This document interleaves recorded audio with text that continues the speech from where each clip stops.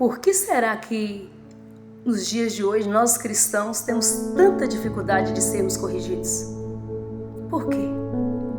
Por que será que nós temos tanta dificuldade de ser confrontados pela palavra? Por que será que nós temos tanta dificuldade de nos posicionarmos verdadeiramente em Cristo? Eu quero ler com você agora Apocalipse 3,15, que diz assim: eu conheço as suas obras, que não és nem frio nem quente. Eu gostaria que fosses frio ou quente. O Senhor conhece as nossas obras. O Senhor conhece o nosso coração. O Senhor sabe onde precisamos nos posicionar. E Ele envia provas, Ele envia dificuldades. Para quê? Para que nós possamos posicionar, nascer de novo naquilo que nós estamos vivendo, mortos em nossos pecados. Eu tenho visto nos últimos dias, os cristãos, aqueles que se dizem filhos do Deus Altíssimo, passando por provas. Tenho visto alguns estacionando, tenho visto alguns retrocedendo e tenho visto poucos avançando. E eu acho maravilhoso o Senhor falar que Ele conhece as nossas obras. E acho maravilhoso também Apocalipse 3,19, que fala assim, diz assim: a todos que eu amo, eu repreendo e castigo. Sê zeloso, portanto, e arrepende-te. Sê zeloso, portanto, e arrepende-te. Sabe o que está acontecendo?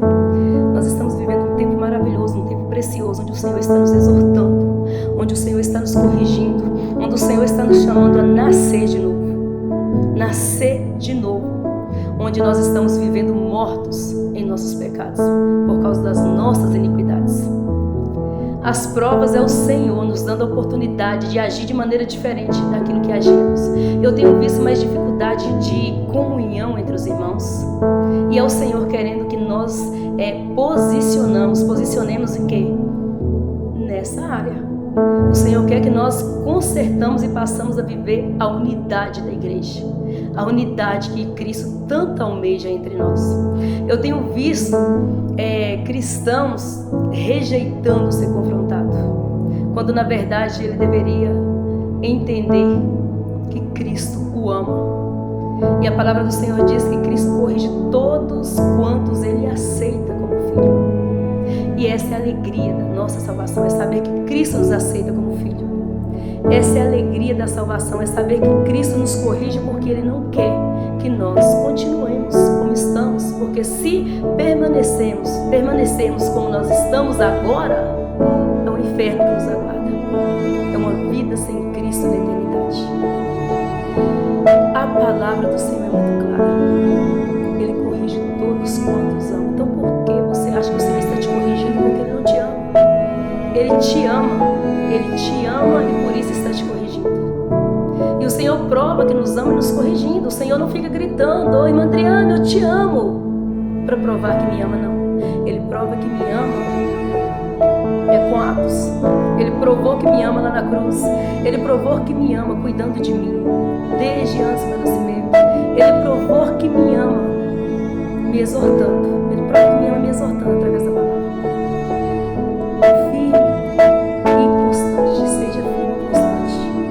Para de olhar para o irmão que retrocedeu. Para de olhar para o irmão que voltou para trás e se achar mais forte do que ele. Se achar talvez até mais amado do que ele. Porque, nossa, meu irmão voltou para trás. Minha irmã voltou para trás. Nossa, você viu o que aconteceu?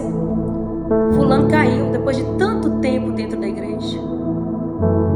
Mas talvez você não retrocedeu. Talvez você não caiu, não voltou para trás, mas está vivendo a mornidão. E viver a mornidão é pior do que retroceder. Eu te garanto isso. Quem está falando isso é alguém que viveu anos e anos no meio do corpo cristão, mas em uma mornidão, em uma religiosidade. E foi anos e anos. E quando nós vivemos em mornidão dentro da igreja, a tendência é virarmos religiosos, acharmos que somos bons demais. Eu não voltei para trás, eu estou só parado, estacionado. Mas é mais fácil aquele que voltou para trás, é mais fácil aquele que retrocedeu reconhecer que é um pecador miserável, que necessita da graça de Cristo para poder voltar, que necessita reconciliar com Cristo para poder voltar a caminhar com Cristo, do E eu, quando vivia em mornidão, me enganando, achando que era boa demais. A mornidão já começa por aí, né? Eu não voltei para trás, eu sou melhor que fulano. Nossa, você viu, fulano caiu. Jesus não falou que ia vomitar o que caiu, o que retrocedeu, pelo contrário. Ele falou: lembra-te onde caíste, arrepende-te e volta ao primeiro amor. Agora os mornos não, que vivem em mornidão, ele diz que eu vou vomitar. E essa palavra continua sendo para nós hoje também, tá? Cuidado, cuidado, não se engane, não vive um evangelho que não existe. Viva o evangelho genuíno. O que caiu, o Senhor diz: lembra-te, pois, onde caíste, volta ao primeiro amor. Mas o que vive em mornidão, ele diz que vai vomitar. E nós vomitamos quando? Quando estamos passando mal, enjoado, ou então com nojo de algo. A mornidão enoja a Cristo. A mornidão enoja a Cristo. Sabe por quê? Apocalipse 3,14 diz o quê? Essas coisas diz o Amém, a fiel e verdadeira testemunha, o princípio da criação de Deus. Fiel e verdadeira testemunha. Se você está vivendo em mornidão, não pensa que é fiel e verdadeira testemunha. O fiel, né, a verdadeira testemunha, ele avança, ainda que aos pouquinhos, ainda que caia aqui hoje, mas vai levantar, vai lembrar de onde caiu. Nós caímos todos os dias.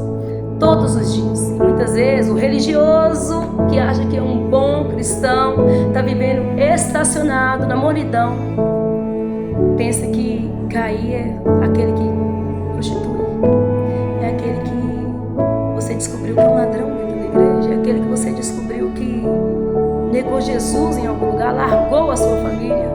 O religioso pensa assim. O religioso pensa exatamente desse jeito. Só que não é só isso. Não é só isso. Dá para viver dentro da igreja uma vida de mornidão, uma vida estacionada. Só ir para a igreja, orar e jejuar, e vai além disso, tá? Dá para viver dentro da igreja, mas não dá para viver em Cristo desse jeito. Não dá para viver e ir para a eternidade com Jesus desse jeito. Então, que nós possamos posicionar para viver o verdadeiro evangelho, entendendo que o Senhor conhece o nosso coração. Pergunte ao Senhor: Senhor, eu sou só um religioso estacionado? Ou eu sou uma fiel e verdadeira testemunha? Ou será que eu retrocedi, Senhor? Pergunte ao Senhor, fala com o Senhor. Senhor, mostra o que tem contra mim. Porque Ele mostrou o que tinha contra essas igrejas aqui em Apocalipse. E eu nunca vi, aliás, eu já vi, mas pouquíssimas pessoas orando e perguntando: Senhor, Senhor, mostra o que tem contra mim. A religiosidade nos impede de fazer isso. Que Deus te abençoe.